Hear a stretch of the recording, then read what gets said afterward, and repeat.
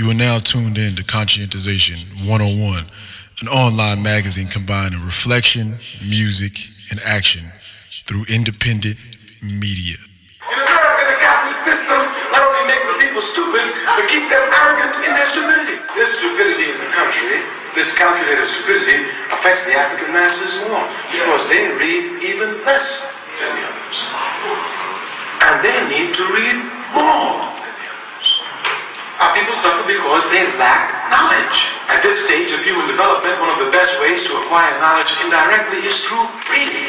Yo, I'm reading this new book, man. Yo, this shit is so deep, yo. Shit got my mind thinking about a whole new other format, man. You know what I'm saying?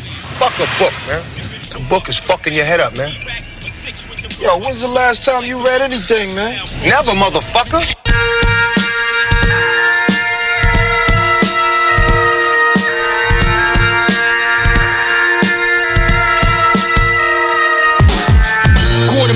I'm flabbergasted, smart bastard. Why won't he play his role and just act retarded? Cause when you grow single parent poor, that's your place. Don't read too many books, sag your jeans through your face. Chat shit, act thick, practice your backflip. Poke your motherfucking arse out, flip the cameras. Provide the entertainment for your coachable betters. Men of letters think we could only be smart if they let us. No, knowledge ain't for punks, they market it like it is.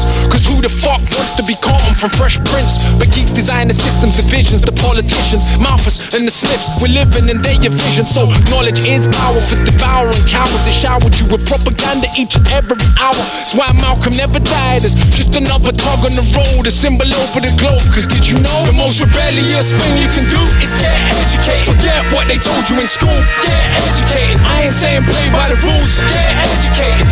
Get educated. Get educated. Get educated. Break the chains of their enslavement. Get educated, even if you're on the pavement. Get educated. What a weapon of your brain is. Get educated. Get educated. Say, what's all this fuss about here? What's going on? This man and soldier be starved, nation at the grave like policeman and soldier be starved, nation at the grave like policeman and soldier be starved, nation at the grave like but I'm a nothing, cause I'm a nothing. Policeman and soldier be starved, nation at the grave like policeman and soldier be starved, nation at the grave like policeman and soldier be starved, nation at the grave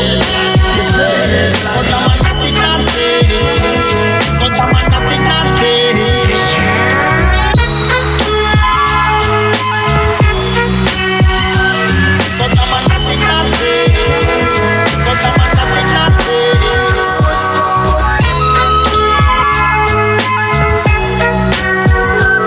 Because I want to know look for no trouble in the yard city.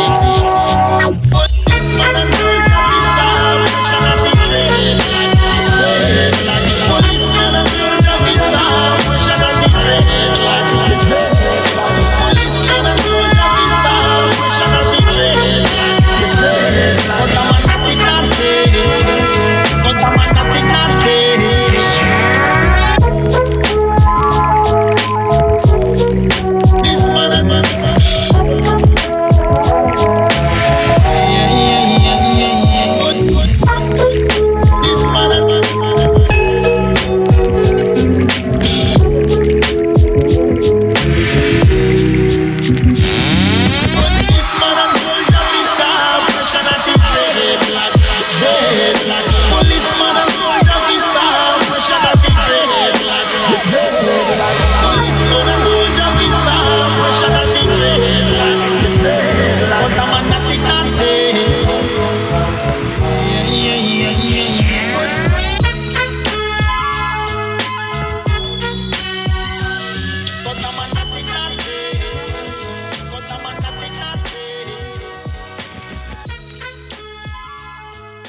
Welcome. Hello, how y'all doing out there in the listening audience?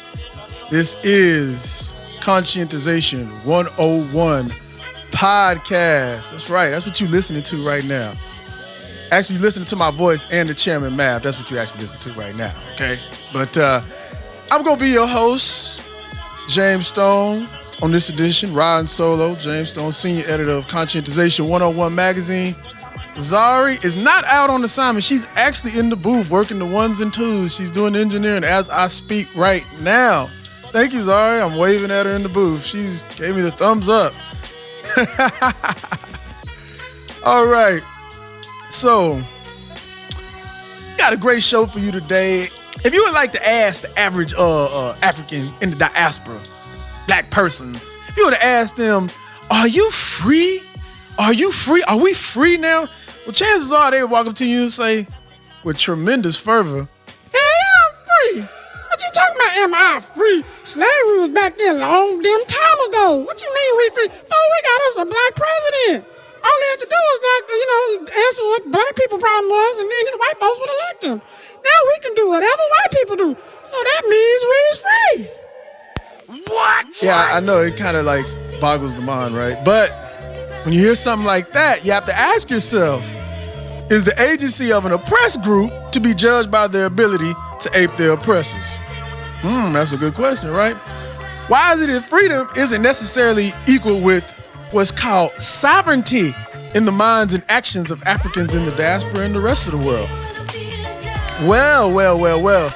These are some of the questions Ezrah Aharone attempts to resolve in his books, Pawn Sovereignty, Sharpen Black Perspectives on Americanization, Africa, War, and Reparations, and Sovereign Evolution, Manifest Destiny from Civil Rights to Sovereign Rights. Oh yeah, so that's what Ezrah Aharone attempts to answer. And so on this episode of C101 Podcast, we are going to play excerpts from a dialogue we had with Ezrah Aharone concerning African sovereignty. Now let's just go a little bit into Brother Ezra's vita. Ezrah Aharone holds a BS in Business Management from Hampton University, and he has lived and worked in West Africa. He is currently an adjunct professor at Delaware University and the author of the forthcoming book, The Sovereign Psyche. All right, let's go ahead without further ado, because I'll end up rambling. Zari's in there sitting looking at me, go on, fool, hurry up, fool. I'm working these ones and twos, fool. Hurry up. See, look at me rambling. All right. Let's go ahead and get into the show. Before we start this dialogue, I have to play a little something. A little bit of something. Just going, say. You breathe.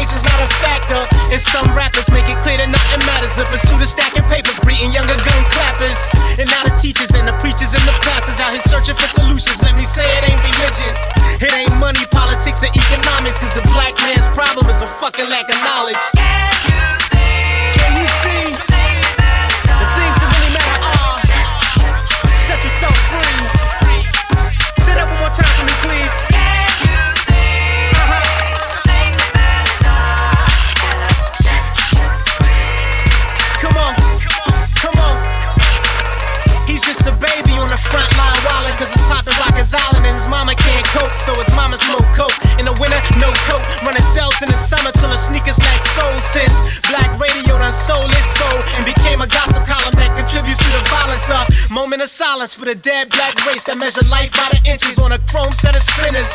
And us niggas who done made a little money out here killing one another, bunch of goddamn dummies.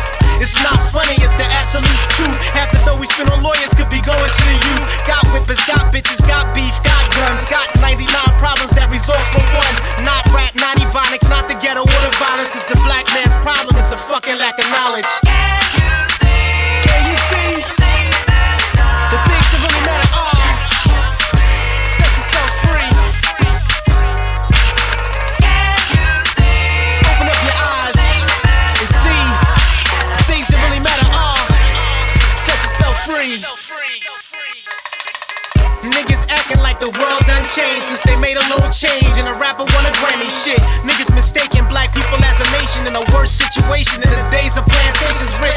Niggas of color never reach out to their brothers who surviving in these gutters by the strip of triple beam seams. Poor people lack the resources and the means to support the heart's desire to pursue the right things. I find it hard to teach the people when they're hungry, cause the babies gotta eat and everything costs money. But no excuses, we become a race of losers and the other nations use us for they come up when they choose to. And now the elders act like we the reason why, as if our generation fell from out the fucking sky. I guess the fruit are falling further from the trees, cause nobody wants to harvest what's become of black seeds. Can you see the things that really matter are set yourself free. Say that one more time for me, please. If you open up your eyes, it ain't hard to see. And the things that really matter in this life will set you free.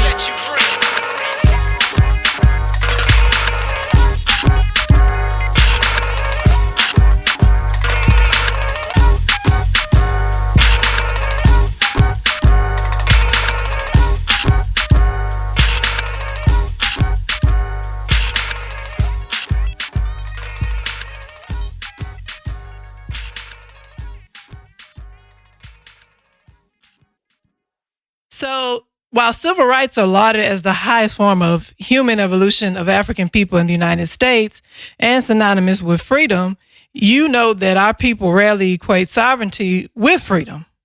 So could you lay out the premise as you do in your books about how unilateral mandates such as the Emancipation Proclamation and, civil rights legislation, they shouldn't be equated with sovereignty, and what type of freedom can a subjected people expect with those type of unilateral mandates? Mm-hmm. Well, first, let me put my work in a particular context so that everyone is clear. In a primary sense, my work is not intended to promote a sovereign movement for political independence. But what I do is I use the concept and consciousness of sovereignty as a political lens of interpretation. And that interpretation is meant to critique the historical past as well as the potential of the political future of Africans in America, the diaspora, and Africa in general. In regards to your question, I think it's important to understand that equality in political terms is not the same as equality in mathematical terms. In mathematical terms, you could look at the sum of two variables that prove to be identical in value. But in a political sense, you have to look at it much differently because, what are you actually attempting to define when you say equality? Because you won't find the word equality, you won't find the word democracy in the Constitution. So, these terms are something that, are vague in relation to how you actually apply them and what it actually looks like. At one time we thought equality meant riding in the front of a bus. But I would argue that where you sit on the bus today, your location on the bus today, can, in many respects, be cosmetic. Mm-hmm. When you consider the geopolitics and the wars and the webbings of wars and geopolitics that go into determining where the chromium for the bus comes from, where the rubber and the tires come from, where the oil comes from. So equality is a vague kind of concept, and it branches into integration. And I look at them, like integration, it's like a vending machine. You go to the vending machine, you press F1, you get potato chips. You press D3, you get granola bars. And you get what you get with integration. You don't get sovereignty. And so if you want sovereign results, if you want sovereign manifestations, then you have to press those buttons for sovereignty, whether it's C3 or A1 in the vending machine. Because once you press the button, you're going to get what you ordered, what you got. And that's what it is. So it's important to understand the distinctions in these concepts. So, like, when you think about it like that, kind of going back to what you said in your book, it's like in Pawn Sovereignty, the type of freedom, you get what you get, like you just said, in terms of that, it's kind of like the type of freedom you get is mandated by those who do the unilateral freeing of you, so to speak. So, right in that sense, because integration is something, as Dr. Kwame Nkrumah said, freedom is not something that one group of people gives to another. And how do you define freedom? That's another question. And I would argue that for a long period of time, particularly during the time of enslavement, Africans in America defined freedom as the absence of slavery. And I would argue that definition really extended way past into the early 1900s. It's just simply the absence of freedom. Just glad not to be able to be whipped without consequence on a plantation and work for free. So, freedom is a relative concept. Harriet Tubman said she could have freed more Africans had they known they'd been free, had they known they'd been enslaved. But the question is, was she really free? Well, in her day and times, under the conditions, looking at slavery as freedom as the absence of slavery, she thought for sure she was free. She made the comment she had to look at her hands to see if they were real because the sun shone through the trees like gold, and she felt like she was in heaven. Well, I would argue if any of us were transposed back to the 1860s and experience her condition, we would not define it as heaven. We would look at it more as hell. Mm-hmm. Yeah. So freedom is a relative concept. So it not only involves what you're measuring it from, the standpoint from which you're measuring it, whether it's the absence of slavery or whether it's the absence of colonialism, or if you look at it from a Euro-American context, freedom for them has always meant sovereignty and nothing less than sovereignty. Anything less than sovereignty would have been considered a political defeat for them in their quest for quote-unquote freedom in fighting the British, who were their own blood relatives. So the measure, what are you measuring it against, as well as the barometer that you're using to determine freedom. Because I would argue that Africans in America today would say that they're free, but certainly we're not sovereign. Well, yeah, because freedom is defined as the ability to just do what you want to do. Correct. Regardless of the structures that you're in. Right. So it's a relative concept. So the question is, and I address this in my works, how do you define freedom in a 21st century context?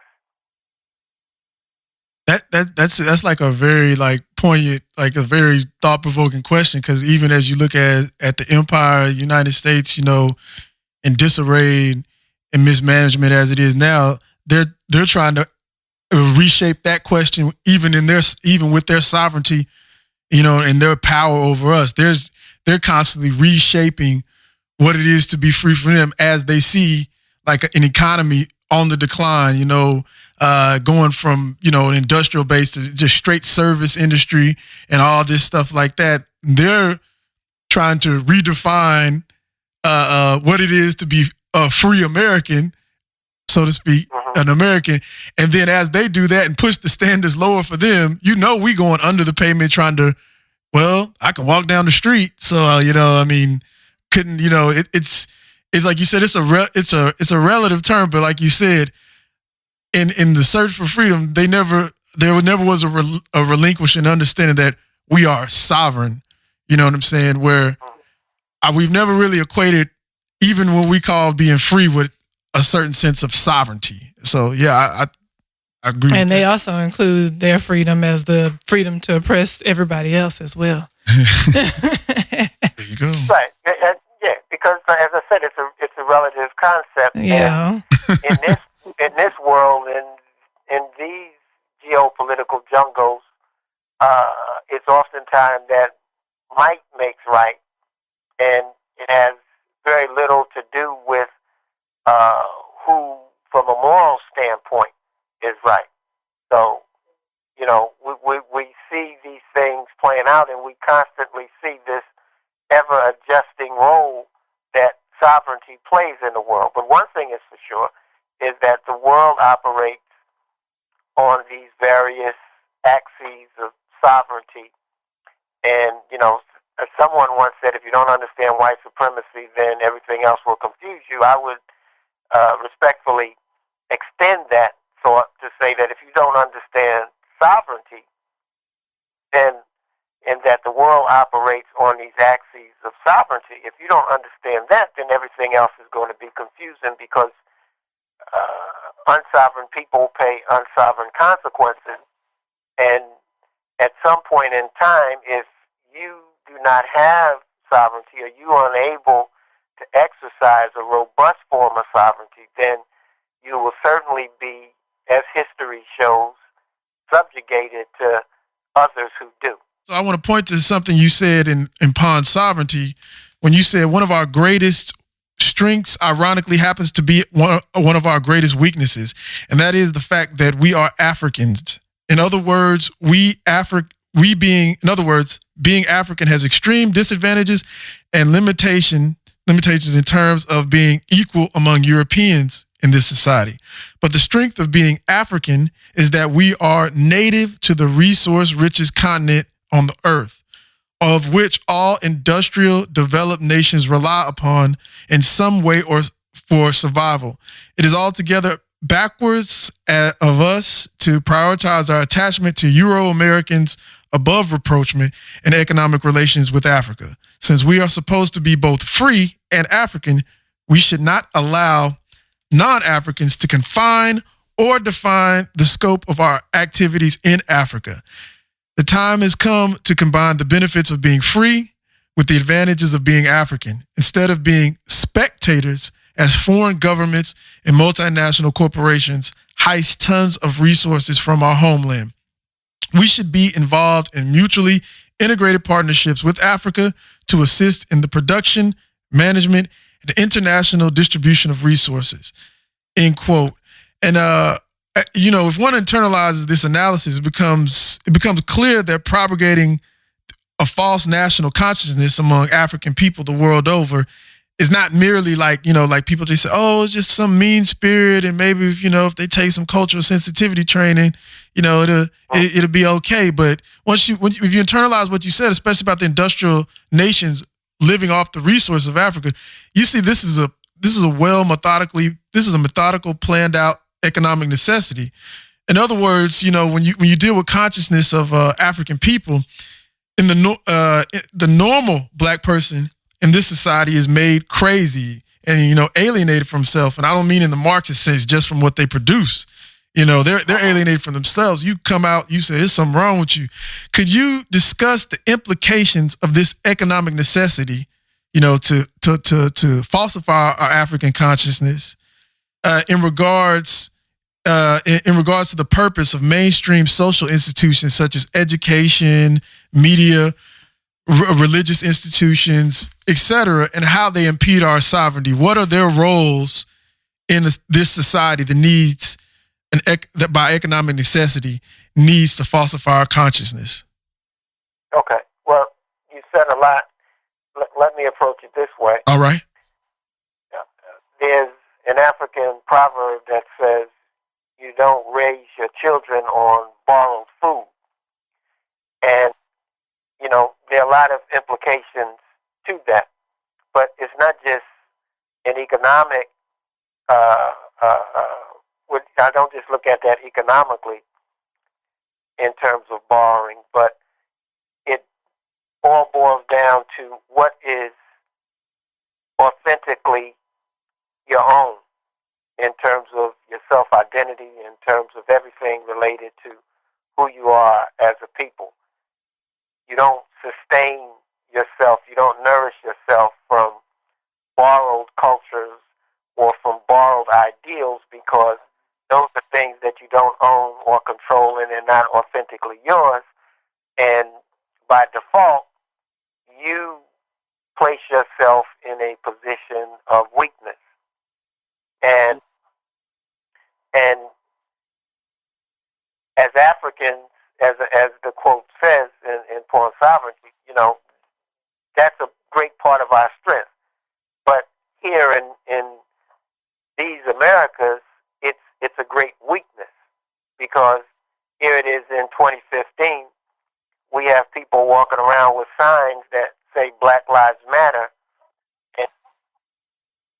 and somehow it doesn't. It's like that's empowering, and it's disturbing, because what type of relationship do you have with a society, with a government, with a system that it's necessary to walk around with a sign to say that? So it's very disturbing that it's being done, and then it's more disturbing that people don't understand that something like that should never occur. And so it's very problematic. So how do you get a person to who walks around with a sign like that, who has that slogan as a Facebook picture, or they tweet it as part of their identity in a tweet, you know, Black Lives Matter? How do you get people to understand that you're involved essentially in an unprincipled relationship with something? And so if your humanity has to be written on a placard, I'm concerned about who you understand your self-identity to be in relation to others. And again, that's another aspect of being unsovereign, that you pay consequences, that someone at some point in time will take advantage of you. Exactly. So it's kind of funny you mentioned that. It reminds me of the signs back in the day. I know Zari knows I don't. Those signs that used to say like, I am a man. You know, it's like... yes, same thing. Yes. I've seen that one recently too. What? Wow. You're walking around with that sign now too. That's interesting. Zari, you know, when I see that sign, that's interesting. But they brought that back. Why would you walk around with a... I mean, first, like you said, Zari, who are you directing that to? Yeah, who are you talking to? And then it's... and like you said, Ezra, it's like they feel like that's empowering, you know? Yeah. It's like I've become empowered to say that Black Lives Matter. And, you know, obviously Black lives don't matter to you when you have to wear a sign. If that's empowering you, who are you directing that to? Because the historical record, sovereign lives matter, and sovereign lives matter to sovereign people. And if you feel another group is sovereign, you saying your life, you trying to integrate into their sovereignty or something. I mean, it's just, you know, and so I guess, you know, when you look at like institutions such as like universities, television, all this stuff, it seems like it plays that role to make people think it is empowering to have a sign that says I am a man, you know, because we're trained to believe that some kind of way we have to get the graces from these other people in order to survive. Because of course we can't create or produce for ourselves. So we have to be able to stay and ingratiate ourselves into their society in order to make it. You know, I think that's where it comes from. And it's the same thing that we saw this weekend with the remarching on Selma going across the Edmund Pettus Bridge. Mm-hmm. And this Selma psychology that exists, I think, is supportive of the walking around with the sign Black Lives Matter. And it's interesting that the two events are taking place simultaneously. You have the 50th anniversary of the original Selma March, and people are still emotional about it, still singing about it, which would be fine on one hand, if on the other, that you didn't have to walk around with a sign that says Black Lives Matter. So it speaks in volumes as to, as much as things have changed, a lot of things still remain the same. Well, yeah, they contradict themselves. They talked about that, on Black Agenda Report, about how they contradict themselves. They celebrate the victories, but then the very next day, somebody is shot. So what victory was there? Right. So understanding the political economy that we live in was built on what Marx called the primitive accumulation of capital, which is the basis of our position, basically, and was built on the imperial conquest of the world by Europeans. We begin to see why the ideological basis of the world has to be Europhilic and presented as universalism. And it goes to follow the opposite of that is that the world would be Afrophobic and African cultures presented as atavistic, backwards.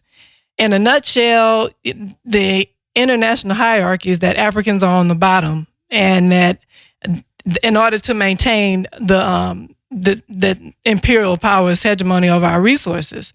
And Kwame Nkrumah, he understood this fact about imperialism, and he called it neocolonialism, which is basically white power in a blackface.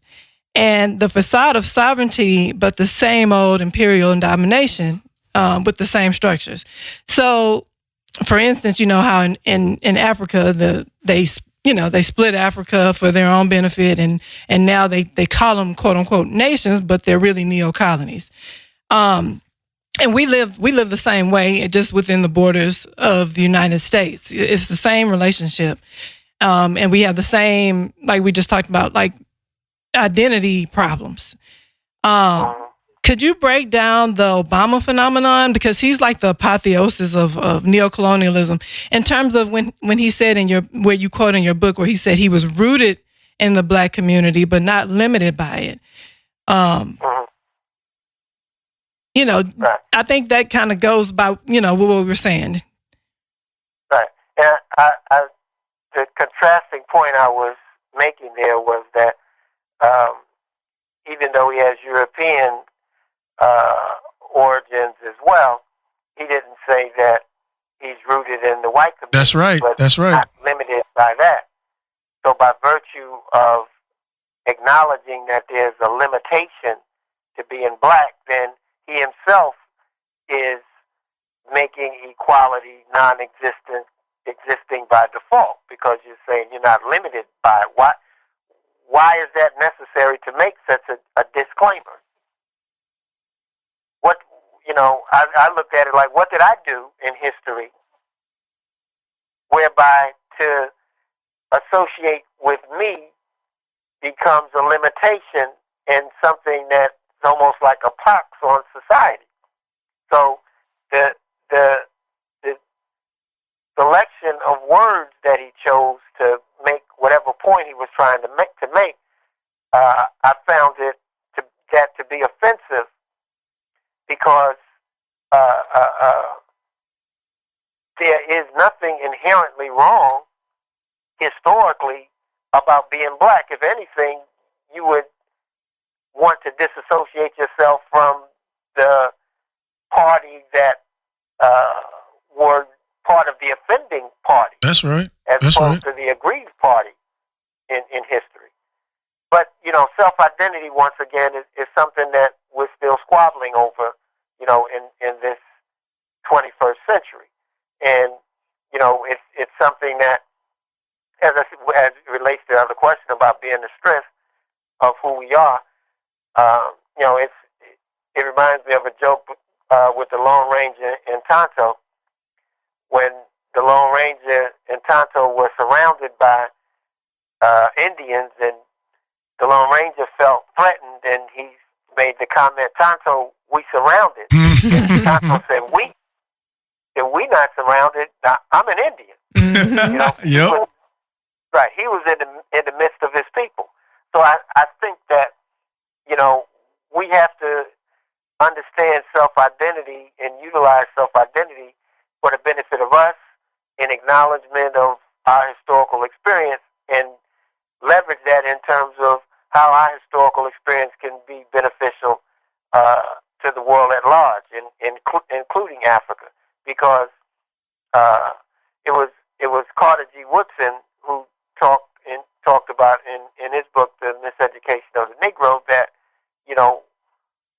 we have a certain gift to bring to the world, and I believe that to this day. But that gift, I don't believe, is based on our quote unquote commonality with Europeans, and not necessarily that I'm saying the contradictions with it, but to understand that we underwent a very distinct historical experience, and we should understand that it's not anything racist for us to critique the world differently and have different conclusions about this world that we live in based on our historical experience.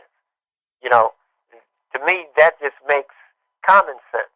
And we need institutions built to reflect that thinking. And I believe that once we're able to establish these types of institutions, these think tanks based on particular thought processes, that those things are necessary to move Africans in America from point A to point B, in conjunction with Africa and African sovereignties, whereby Africa needs to strengthen its sovereignties. It's BK. That's BC. Yeah. Back in the day, we were slaves in chains and whips. Ain't ish changed, we still slaves in chains and whips. The same ish. Physically, my peeps might be free, but mentally they still got us under lock and key. Life's scary, even though I got my peeps near me. First hand, I witnessed the Willie Lynch theory. Black peeps bleach their skin trying to be lighter, subconsciously just trying to be whiter. And when you think about it, you know it don't add up. With whites in the sunlight trying to black up, feet tagged up, they have us reporting to the station, facing a very biased investigation. Can't own your own land on the plantation. Slave masters keep pushing up the taxation. Fam, we need to breeze out and build a black nation and stay unified like an orchestration. You get me? My mind didn't change. There's gonna be change. My mind didn't change. There's gonna be change. They had my peeps in the slave ship, shackled in the chains. Took them to the islands and gave them new names. Much simpler ones like Benson and Jensen. The African names were too hard for them to mention. I think and wonder how it all got done. That's dumb. We had spears and they had shotguns. And consciously I can't leave out the fact we had our own black peeps selling out the blacks. All out attack, certain man weren't having that. They gave their lives up defending the habitat. Big shout out to Zulu man like Shaka. Skin like onyx, mind state much blacker. They weren't slacking, weren't down with the chit chatting. Rather get killed than live under the whip cracking. Forefathers must be turning in their graves to see their sons free, but yet still enslaved. The slaves today. My mind didn't change. There's gonna be change. My mind didn't change. There's gonna be change. Time's come for us to have to change that and rearrange that. You get me?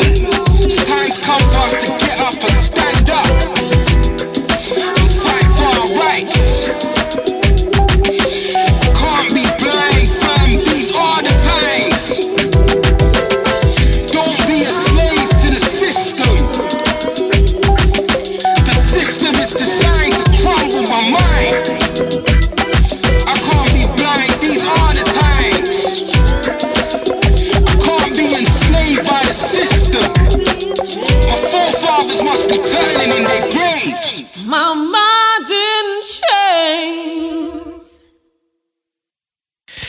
Well, let's go to the next question. So, in Kwame Nkrumah's Conscientism, he states, all ideas without exception come to the mind from the external world and are composed exclusively from ideas which come into the mind from the external world through the senses. When you couple this with the statement that you made in Sovereign Evolution, where you say, keep in mind that political life for us did not begin with our introduction to America, since Africa had sovereign kingdoms and city-states prior to our enslavement. So for us to have minimal representation in any European government is not something to stick out our chest and boast about. When you realize that we have to have amnesia implanted on our consciousness, and that has to occur naturally. We pretty much have no past, and we believe that our history began with slavery. We have been turned into people that basically, like I said, have to wait on other people's good graces in order to survive. So we become whatever they want us to be. So Negroes, whatever, African Americans. The list goes on. In your opinion, what would it take for us to counter this misinformation, and try to get over what Dr. Amos Wilson calls psychic violence, in order to arrive at, what our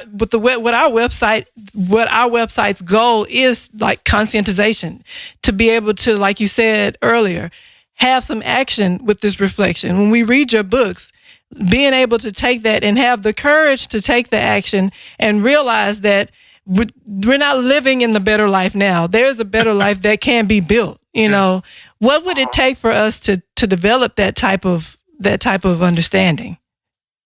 Mm-hmm.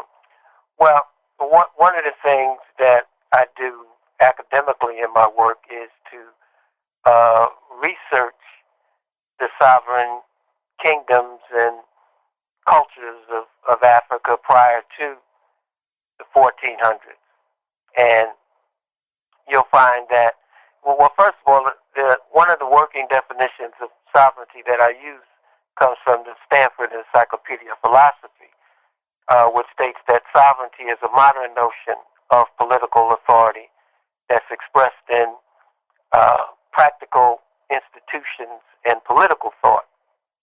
And because sovereignty is a modern notion of political authority, you're not going to pick up a history book and see the word sovereignty associated with the kingdoms of Africa. But what the world defines as slavery today was fully actualized and practiced in Africa prior to the 1400s just as much as any other place in the world. Now, did they use the term sovereignty? Were the governments described as sovereignty? No, you're not going to find that in history books.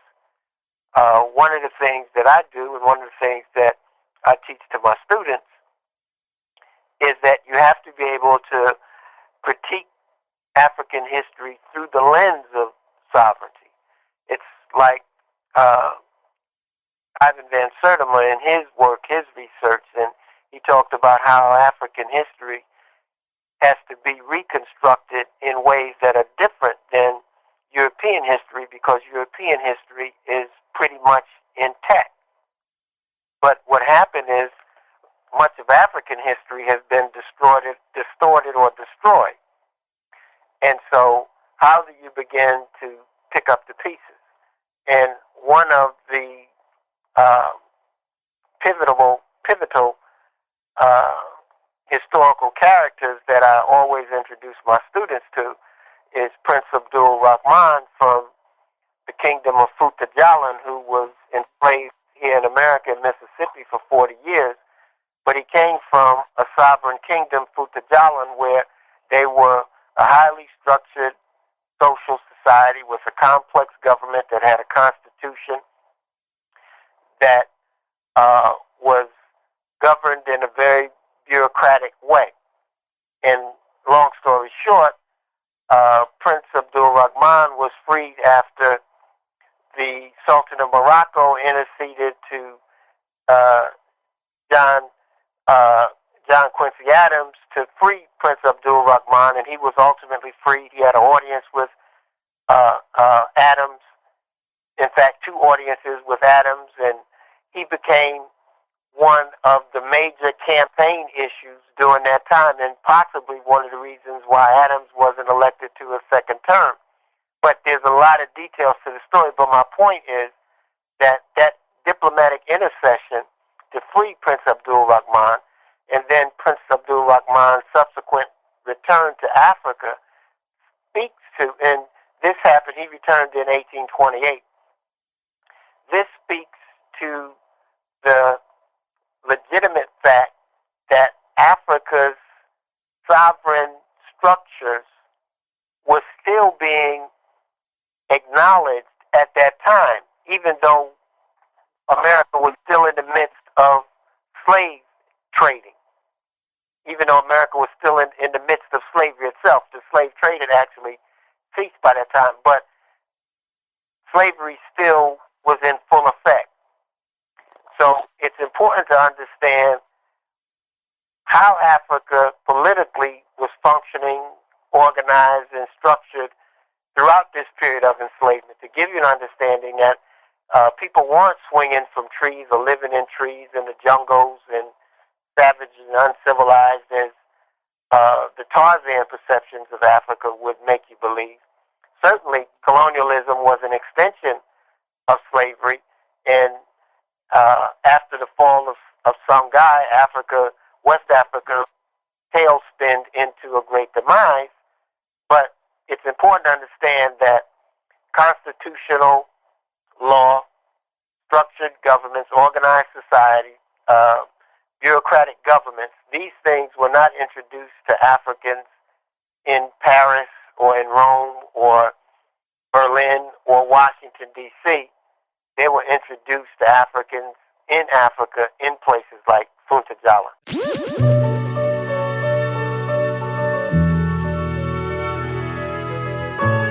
Oh, yeah. The next tune that we're going to do, thank you very much, is an example of sacred songs. This is the jam. Again. I know y'all like my singing.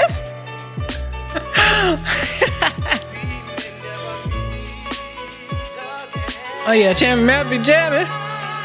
All right, everybody, this is the end of this episode for Conscientization 101 podcast. But don't worry. If you want to finish listening to the whole interview, all you have to do is go to conscientization101.com or c101magazine.com and subscribe today. You know, this website is one of the resources that is very rare out there. You know, we have a lot of confusion going on, and we're here, you know, to be able to bring people what we call conscientization. I know a lot of people may be, you know, like, man, why did that happen? Or why did that shit happen? Or why these people, you know, doing this, you know, overseas? Or why is there so much war or whatever? You know, we try to give everybody a basis to understand the world. And if you go to our website and look at the magazine structure and all of in our About page, we give you more detail about that, about the purpose of the site. And, you know, it's just important that we support and keep these kind of news outlets viable. We need independent media for African people and all oppressed people to be able to access. And we can't do this without your support. So, and I know y'all want us to be here. We want to be here. So go to the website, subscribe today, or at least look at the subscription benefits and consider, you know, subscribing, you know, when you get your next paycheck or whatever. So, you know, go there, look at the subscription benefits. We try to provide a lot to people because we know that y'all's, you know, y'all's time is precious, money is precious, it's been made precious. So, you know, we try to give y'all as much as we can. So once you go there, and you see the benefits, you'll notice that gives you access to not only this interview in its entirety, but all of C101's interviews. You can also get access to all of our archives, so you can see every single article that was ever written. And like I said, most importantly, you will be supporting 100% independent media. We don't get grants. We don't have no sugar daddies. We don't have no white left people that give us money. None of that, okay? This is 100% funded by some Africans who want to make sure we conscientize our people and give it, and other oppressed people too. This, you know what I mean? This is out here for the world, okay? But we're Africans, so that's the basis. Okay, have a nice day.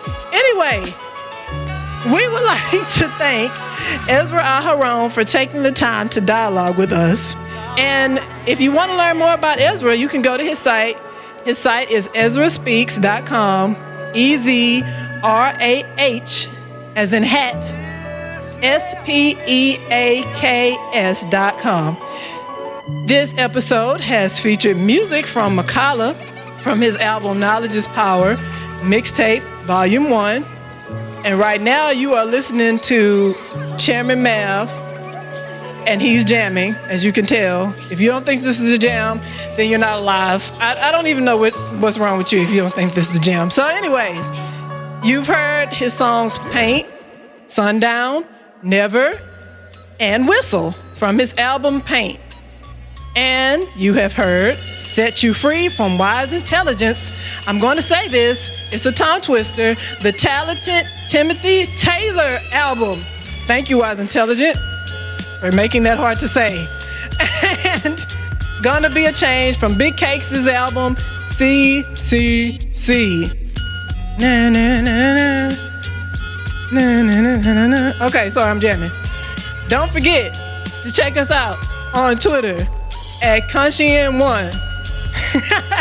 That's CONSCIEN1. We're also on Facebook at Conscientization 101. And if you don't know how to spell it by now, we're gonna make you learn. We're gonna make you learn that word. CONSCIENTIZATION. That's gonna be like your regular vocabulary. You know how people be like, let's chill. That's gonna be the new slang, conscientization.